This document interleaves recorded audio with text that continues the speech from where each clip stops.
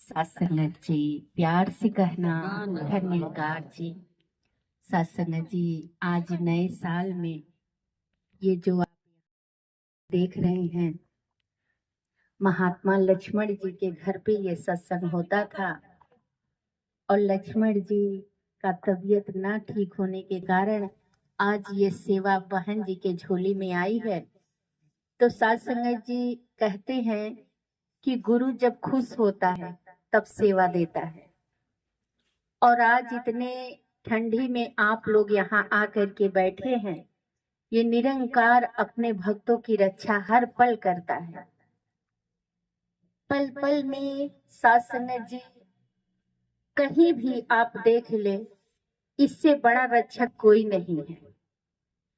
कितना भी आप भाई परिवार रिश्तेदार पे सब कुछ लुटा देते हैं, लेकिन दुख पड़ने पे साथ कौन निभाता है?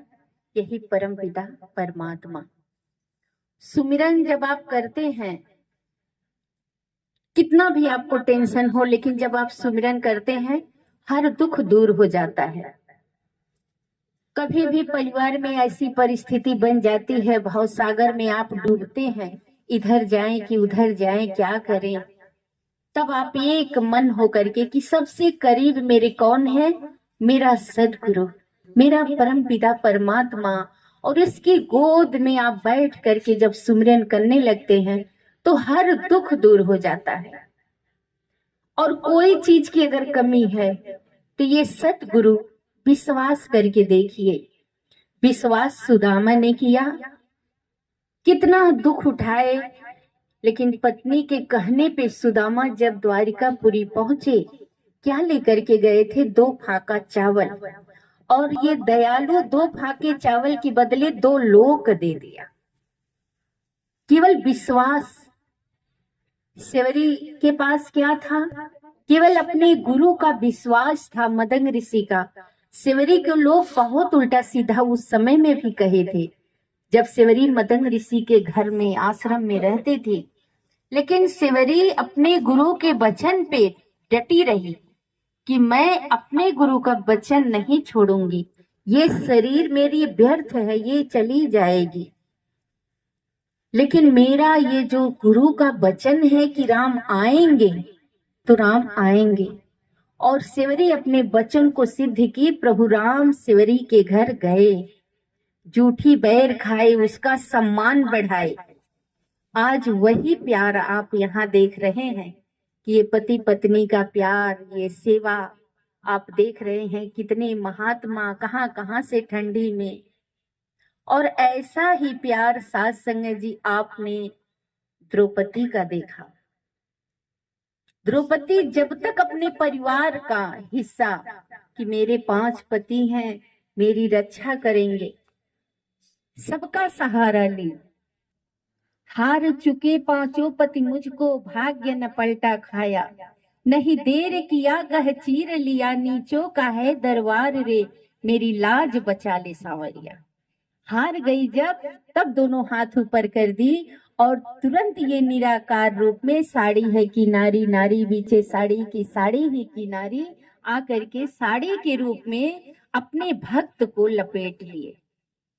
और वही विश्वास हमारा छोटा सा महात्मा सत्संग जी प्रहलाद, कि हम में तुम में खड़क खम में सब में व्यापत राम, अंधे पिता तुझे सूझत नहीं, तेरे निकट है राम। जो ही तलवार मारे और ये प्रकट हो गए नरसिंह का रूप बना करके। क्यों?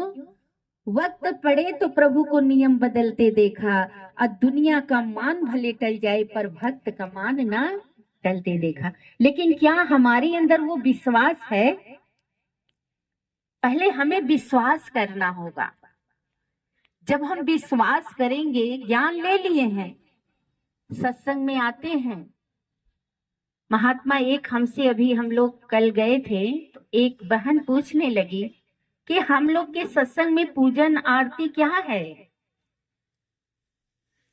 सत्संग जी, जब ये अवतार वाणी शुरू होती है तो मेरा पूजन है। लाइन लगा के हम एकदम सामने बैठ जाएं, और जब तक अवतार वाणी खत्म ना हो तब तक हम उथल पुथल ना करें। और जब अवतार वाणी खत्म हो, लाइन से फिर हम नमस्कारी करके अपने जगह पे बैठ जाए। केवल 2 घंटे का सत्संग है। सत्यनारायण की कथा सुनते थे, नया कपड़ा, नया मर मीठा, घर को लीपना पोतना, वही ये कथा है। सत्य की कथा नारायण सुने थे। नारायण कौन थे? सत्य क्या था? ये परमपिता परमात्मा। वो कलावती ने जो कथा सुना, क्या हमें आज पंडित सुना पाएंगे? नहीं सुना पाएंगे। वो कलावती की कथा केवल निरंकारी बाबा ही बता सकते हैं। और कैसे बता सकते हैं? कि जब मेरे मन में वो भाव होगा, सत्य को जानने का भाव। जैसे साथ संगत जी, मीरा को कितना लोगों ने उल्टा सीधा कहा, लेकिन मीरा, मेरे तो गिरधर गोपाल दूसरा न कोई। बाबा हरदेव जी ने कहा कि अगर मोबाइल का जमाना होता तो मीरा को कहना पड़ता कि बसो मेरे मोबाइल में नंदलाल। लेकिन उस समय मोबाइल नहीं था तो कहना पड़ा बसो मेरे नैनन में नंदलाल। सांवरी सूरति मोहन मूरति, नैना बने विशाल, बसो मेरे नैनन में नंदलाल। कि नैनों से, अभी आचार्य जी कह रहे थे कि सुरसर धारा नैनी कहाँ है, तो यही नैनों से ये जो संतों का दर्शन करते हैं। और दर्शन दरस परस कैसा हो कि मन में एक भाव हो। अभी 1 तारीख को सहजनवा में सत्संग हुआ बहन राजमती के घर पे। जो लोग जा रहे थे सबके मुंह में मिठाई। सत्संग जी, ये भाव संतों का, रसगुल्ला है, खीर है, पूरी है, लड्डू है, वो भाव। सत्संग जी, संतों की चरण धूली कैसे मिलेगी? भाव से। सेवरी के घर राम गए कैसे? भाव से। कृष्ण जी रथ हाँक रहे हैं भाव से। द्वारिकाधीश प्रेम में एक रथ हाँकने वाले बन गए। लेकिन क्या हम अपने प्रेम से अपने सदगुरु को रिझाएं? संतों को अपने घर में जब बुलाते हैं तो ये ना सोचे कि ये कौन बहन है। दासी रात में 12:30 बजे घर पे पहुंची। हम लोग बिहार गए थे। सत्संग जी, जब वहां से दासी आई, खाते पीते बच्ची चाय दी, 2 बज गया, नींद ही नहीं आ रही थी। दासी सुमरन करने लगी। 4 बजा तो बोली अब क्या करें, अभी तो टाइम है। सो गई तो अरदास कर रही कि हे माता जी, आप अब सब काम देख लेना, दासी तो नींद लग रही है और सुबह का काम है। दासी बर्तन मांजने गई लेकिन काम नहीं कर पाई, आके फिर लेट गई। सत्संग जी, 6:30 बजे चंदा बहन जी घर पे पहुंचती हैं